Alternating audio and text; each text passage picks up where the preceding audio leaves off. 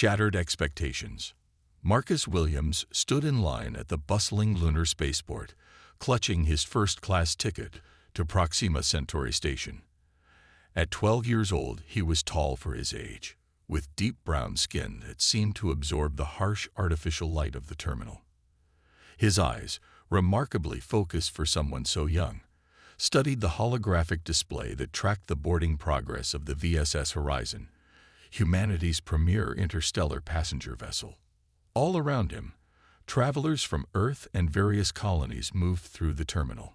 Business people in crisp suits, families with excited children, and the occasional non-human delegate from allied species. Marcus felt a familiar flutter of excitement in his stomach. This would be his first solo journey to meet his father, who had been stationed at Proxima for the past 3 months overseeing a critical expansion project. "Next passenger," called the voice from the priority boarding gate.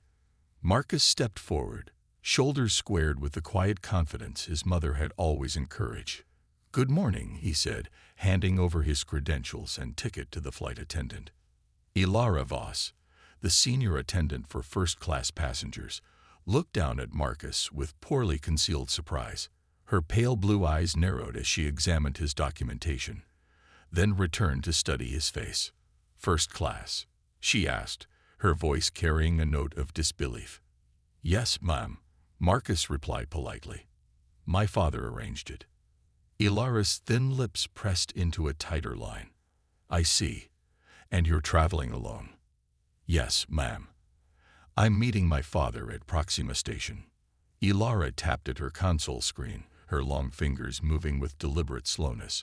"I'm seeing an irregularity with your booking," she said after a moment. "The system shows this ticket was purchased under special corporate rates, but there's no corporate ID linked to your profile." Marcus frowned slightly. "There must be some mistake. My father confirmed everything yesterday." "Did he now?" Ilara's tone had cooled further. "And who might your father be?" "Dominic Williams," Marcus answered, feeling increasingly uncomfortable under her scrutiny. Several other passengers had begun to watch the exchange, some with expressions of curiosity, others with impatience. "I'm not familiar with that name," Ilara said dismissively. "In any case, there seems to be a verification issue with your ticket." Before Marcus could respond, Ilara did something that stunned him. She tore his ticket in half with a swift, deliberate motion. The sound of ripping paper seemed unnaturally loud in the suddenly quiet boarding area. "What are you doing?" Marcus asked, his voice quiet but steady despite his shock. "Standard procedure for invalid documentation," Ilara replied coolly. She tapped her console again. "I've issued you a basic economy pass for the rear cargo hold section. You should be grateful we're accommodating you at all, given the circumstances." She thrust a new printout toward him. A gray ticket marked with Economy Class, Cargo Hold E6 in bold letters. Marcus felt a mixture of emotions, confusion, anger, embarrassment. But his mother had taught him to handle difficult situations with dignity. He took a deep breath and accepted the new ticket without argument. "Thank you," he said, his voice steady. Ilara seemed surprised, perhaps even disappointed, by his calm reaction. She waved him through with a dismissive gesture. "Boarding for economy class begins in 30 minutes. The entrance is at the far end of the terminal." As Marcus walked away, he heard her cheerfully greeting the next first-class passenger, a middle-aged white businessman, with warmth completely absent from their interaction.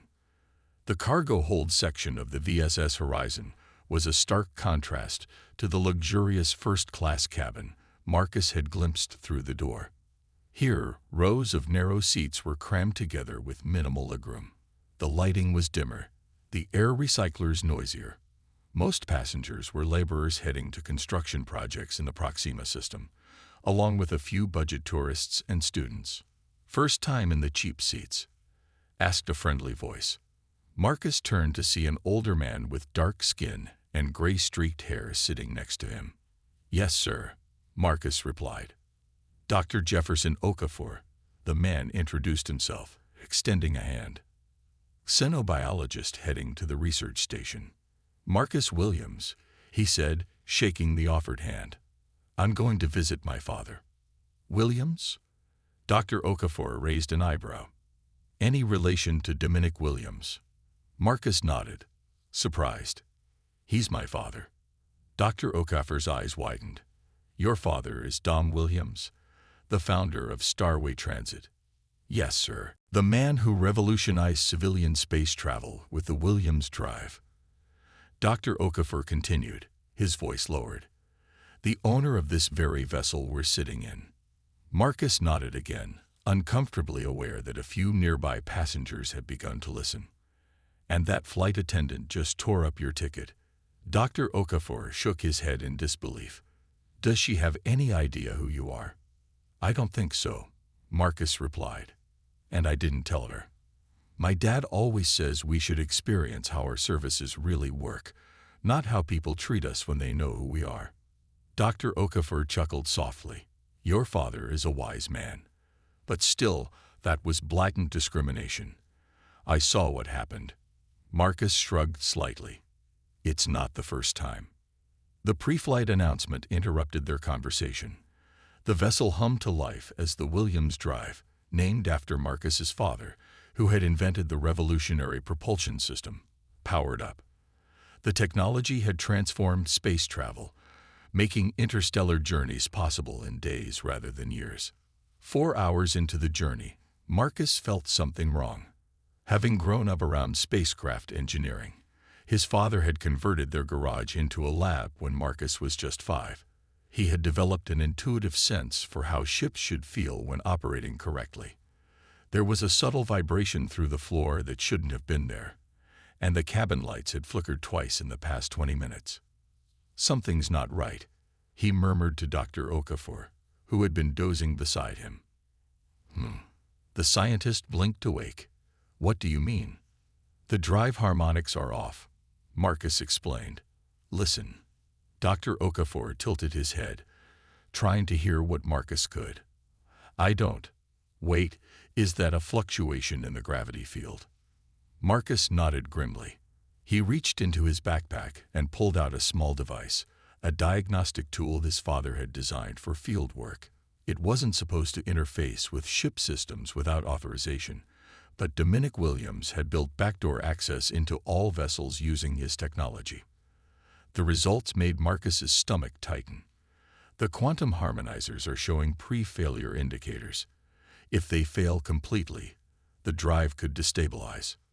That's bad, Dr. Okafor said, eyeing the diagnostic screen with growing concern. We should tell someone. Marcus pressed the call button. After several minutes, a crew member appeared, looking irritated at being summoned to the cargo section. What is it? She asked curtly. There's a problem with the quantum harmonizers, Marcus explained. They're showing failure patterns that could lead to a destabilization. The crew member's expression shifted from annoyance to condescending amusement. And you determined this how exactly? I can feel the vibration pattern, Marcus said. Plus, I have diagnostic readings. He held up his device.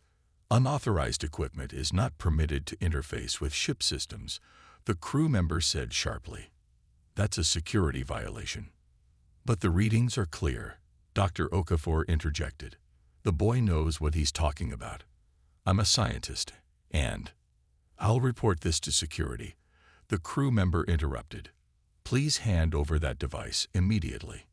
Marcus reluctantly surrendered his diagnostic tool. As the crew member walked away, the lights flickered again, more noticeably this time. A murmur of concern spread through the cabin. They're not going to listen, are they? Marcus asked quietly. Dr. Okafor shook his head. Unfortunately not. Typical bureaucracy. They care more about rules than passenger safety. Marcus closed his eyes, thinking. The symptoms he detected suggested the harmonizers would fail within hours, possibly sooner. The ship wouldn't explode dramatically like in the vids. Instead, the drive would collapse into a localized quantum anomaly, trapping the ship in a bubble of distorted spacetime, where relativity would run amok. Minutes inside could mean years or even centuries passing outside. It had happened once before, to an early prototype. The crew had aged 40 years in what seemed like a 3-hour journey to external observers. I need to get to the engine room, Marcus decided, opening his eyes, or at least to someone who will listen. The first-class cabin, Dr. Okafor suggested. There might be corporate executives or officials who have enough influence to make the crew listen. Marcus nodded and unbuckled his safety harness. I'll try to reach my father first. If I can get a message through, he can contact the ship directly. As he stood, the vessel lurched violently. Emergency lights flashed on as the main lighting failed completely. The artificial gravity fluctuated, causing passengers to float momentarily before being slammed back into their seats. "Warning," announced an automated voice over the intercom. "Drive anomaly detected. All passengers please remain seated with safety harnesses secured. This is not a drill. Repeat. Drive anomaly detected." Panicked voices filled the cabin. Marcus met Dr. Okafor's gaze, both realizing the situation had just become critical. "It's happening faster than I thought," Marcus said, his young voice steady despite the fear he felt. "We don't have much time." The ship shuddered again. Through the small window, Marcus could see the stars beginning to blur in a way that defied normal physics, the first visual sign of a quantum field collapse. He took a deep breath. His father had always told him that in a crisis, clear thinking was more valuable than panic. And right now, Marcus might be the only person aboard who truly understood what was happening to the ship that carried his father's name, powered by his father's invention. As another violent tremor shook the vessel, Marcus made his decision. He would find a way to the bridge or the engine room, past whatever barriers stood in his way. Too many lives were at stake to worry about protocol now. The VSS Horizon, pride of the Starway Transit Fleet, was failing around them, and time was running out. Rising above, chaos erupted throughout the VSS Horizon as the quantum drive's destabilization accelerated. Emergency sirens wailed while the automated system repeatedly instructed passengers to remain seated. The ship trembled continuously now, gravity fluctuating with each new surge of energy from the failing drive core. Marcus Williams braced himself against his seat, mind racing as he formulated a plan.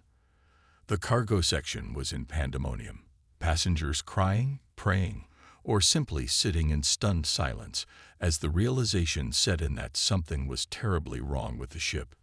"I need to get to the engine control room," Marcus said to Dr. Okafor, who nodded grimly. "The crew will never let you through," the scientist replied. "Especially not now." "Then I'll have to find another way," Marcus said, determination hardening his young features. He turned to his seatmate. "Do you still have your scientific credentials with you?" Dr. Okafor raised an eyebrow but produced a holographic ID badge from his pocket. "What are you thinking?" "We tell them you've been called to consult on the drive failure, and I'm your assistant," Marcus explained. "It might get us past the first security checkpoint at least." The scientist smiled wryly. "Bold plan. Let's try it." As they made their way through the trembling vessel, Marcus caught glimpses of the other passenger sections. The economy class was in similar disarray to the cargo hold, but when they passed the first-class section, he noticed a stark difference. Flight attendants were calmly serving drinks to soothe nerves, assuring the wealthy passengers that the situation was under control. Among them was Ilara Voss, the senior attendant who had torn Marcus's ticket earlier.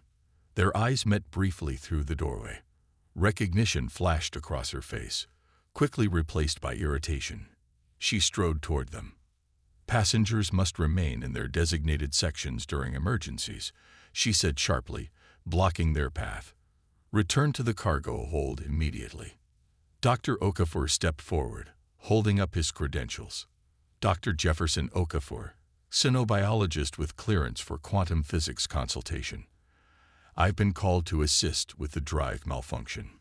This is my assistant." Ilara's eyes narrowed suspiciously. "I wasn't informed of any consultants being brought in." "The captain requested my expertise specifically," Dr. Okafor replied smoothly. "Given the circumstances, I assume formal protocols were abbreviated." The ship lurched violently again, nearly throwing them off their feet. Overhead, the lights flickered ominously. "Please," Marcus said quietly. "People will die if we don't stabilize the drive." Ilara hesitated, clearly weighing her options as the situation deteriorated around them. Another crew member approached, a young engineer by his uniform, his face pale with stress. "Ms. Voss, the captain is requesting all available technical personnel. The drive harmonizers are failing. We're losing containment." Marcus spoke up before Ilara could respond. "The quantum field is already collapsing. You need to reverse the polarity on the auxiliary stabilizers and initiate a cold restart of the main harmonizer array." The engineer stared at him in shock. "How do you?" "There's no time," Marcus interrupted. "The drive is based on Williams' quantum theory. When the harmonizers desynchronize, it creates a cascading failure that can only be corrected by resetting the system's baseline frequency." "That's exactly what's happening," the engineer admitted. "But a cold restart has never been attempted during flight. It could kill everyone aboard if it goes wrong." "Everyone will definitely die if we do nothing," Marcus countered. "Or worse, we'll be trapped in a temporal anomaly."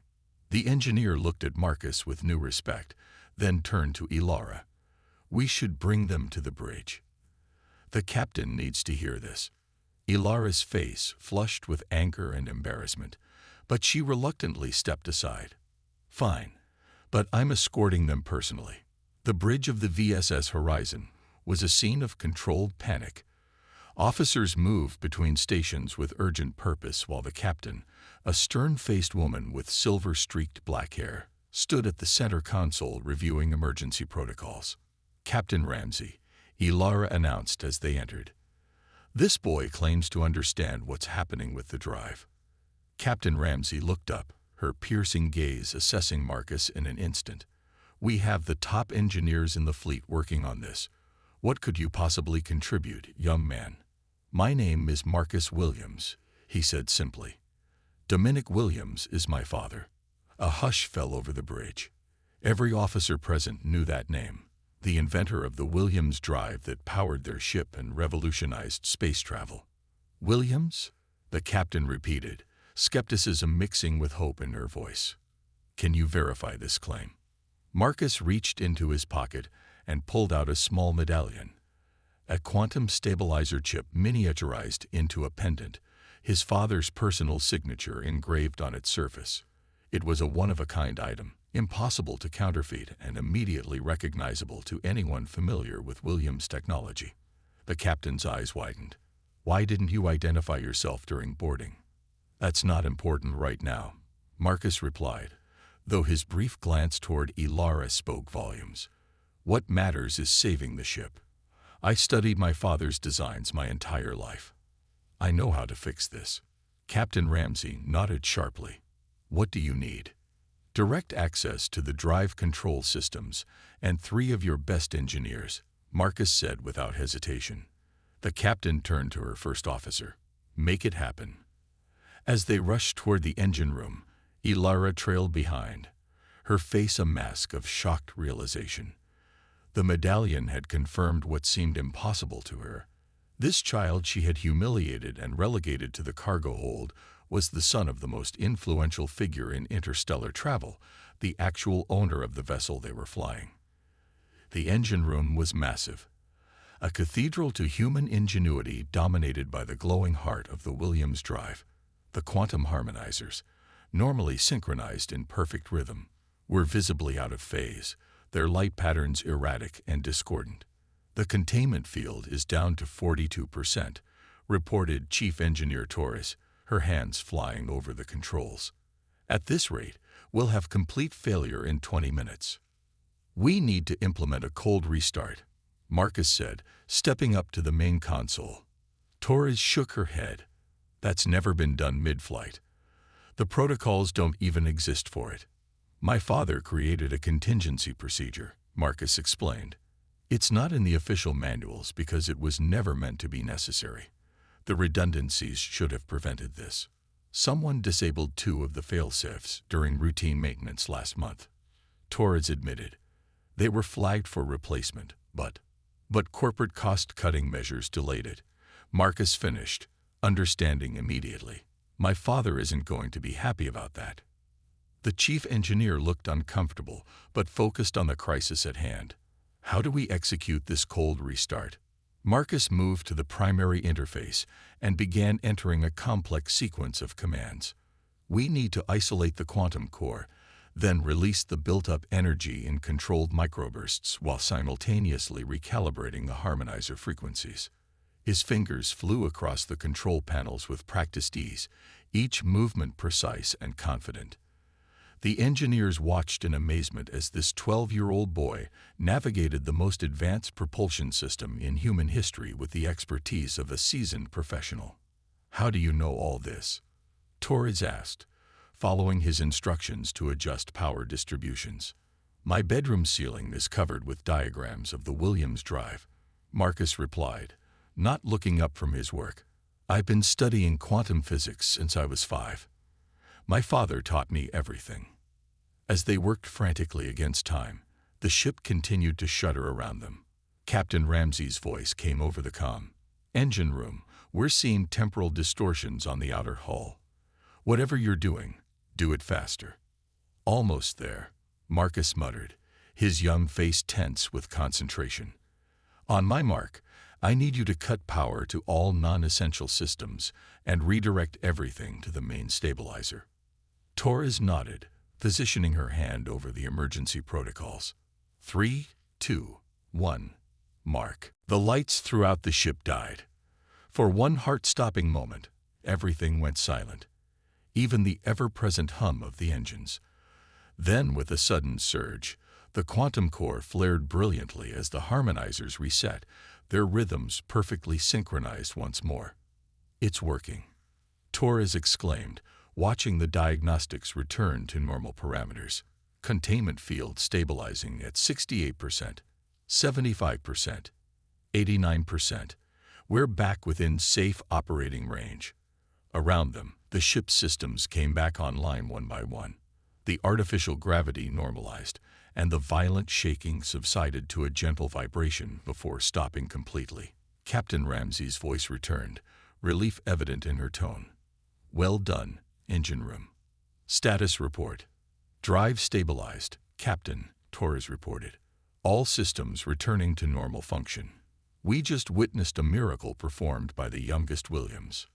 Back on the bridge, Marcus stood beside Captain Ramsey as she addressed the passengers through the ship-wide communication system, explaining that the emergency had been resolved and the journey would continue safely to Proxima Centauri. What she didn't mention was that everyone aboard owed their lives to the quick thinking of a 12-year-old boy. When she finished, she turned to Marcus with genuine respect. That was extraordinary work, Mr. Williams. Your father will be proud. Thank you, Captain, Marcus replied. But there are still issues that need addressing. The maintenance shortcuts that disabled the failsafes, for starters. Yes, the captain agreed grimly. That never should have happened. The bridge doors slid open, and Ilara Voss entered, her normally confident demeanor replaced by obvious discomfort. She approached Marcus with hesitation. Mr. Williams, she began, her voice uncharacteristically humble. I owe you an apology for my behavior during boarding. Had I known who you were. Marcus cut her off gently. That's exactly the problem, Ms. Voss. You shouldn't treat anyone the way you treated me, regardless of who their parents are. Ilara flushed with embarrassment. You're right. My conduct was inexcusable. It wasn't just me, Marcus continued. I saw how differently you treated passengers based on their appearance or perceived status. That's not what Starway Transit stands for. Captain Ramsey stepped forward. Ms. Voss, we'll discuss this matter further upon our arrival at Proxima Station. For now, please return to your duties. After Ilara left, the captain turned to Marcus. Would you like to contact your father? I'm sure he'd want to know what happened. Marcus nodded. Yes, but not to tell him about Ms. Voss. What concerns me more is the maintenance issue that nearly cost everyone their lives. 2 days later, the VSS Horizon docked at Proxima Centauri Station without further incident. As passengers disembarked, many noticed an imposing figure waiting at the arrival gate, a tall black man with the same focused eyes as Marcus, dressed in a simple but immaculately tailored suit. Dominic Williams embraced his son tightly before holding him at arm's length to look him over. "I heard what happened," he said, his deep voice filled with pride. "You saved a lot of lives, son." "I just did what you taught me," Marcus replied with a modest shrug. "And I heard about your treatment during boarding," Dominic continued, his expression darkening slightly. "From Dr. Okafor, not from you." Marcus sighed. "I was going to tell you about the maintenance issues, not the ticket thing." "Both matter," his father said firmly. "Excellence means nothing if we don't treat people with dignity." "That attendant is facing disciplinary action," Marcus finished. "But Dad, firing one person won't fix the problem. It's systemic." Dominic nodded thoughtfully. "You're right. What would you suggest?" Marcus considered for a moment. "Mandatory blind service testing. Regular employees at all levels posing as ordinary passengers from different backgrounds to see how they're treated, and maybe redesign the ship so economy isn't so obviously separate and unequal." His father smiled. "Those are excellent ideas. In fact, I'd like you to help implement them once you finish school." As they walked through the station, Dominic's hand rested proudly on his son's shoulder. Near the exit, they passed Ilara Voss, who was being debriefed by Starway Transit's head of personnel. She looked up as they passed, her face flushing with recognition. Dominic paused briefly. "Ms. Voss," he acknowledged with a nod, neither hostile nor friendly, just the balanced professionalism that had made him legendary in the industry. "I understand you've had quite an educational journey." "Yes, sir," she replied quietly. "I've learned lessons I won't forget." "Good," Dominic said simply before continuing on with Marcus. Outside the station, gazing at the spectacular view of Proxima Centauri's red glow illuminating the colony's biodomes, Marcus finally asked the question that had been bothering him. "Dad, does it ever get easier dealing with people who judge you before knowing you?" Dominic considered the question carefully. "Not easier, perhaps, but you develop better tools for handling it. And sometimes," he smiled down at his son, "sometimes you get the chance to change minds by simply being exceptional." Marcus nodded, thinking about the events of the past few days, how a torn ticket had led to a life-threatening crisis, which in turn had created an opportunity for change. The next generation of the Williams Drive won't just be faster or more efficient, Dominic continued, as if reading his son's thoughts. It will be designed to bring people together, not separate them by class or status, and it seems I've found just the right consultant to help make that vision a reality. Marcus smiled, feeling the weight of responsibility, but also the pride of purpose. His father had revolutionized how humanity traveled among the stars. Perhaps Marcus would help revolutionize how people treated each other along the journey. As father and son walked toward their future, the stars of Proxima Centauri seemed to shine a little brighter, illuminating a path forward not just for them, but for all who would travel the cosmic highways their family had helped create.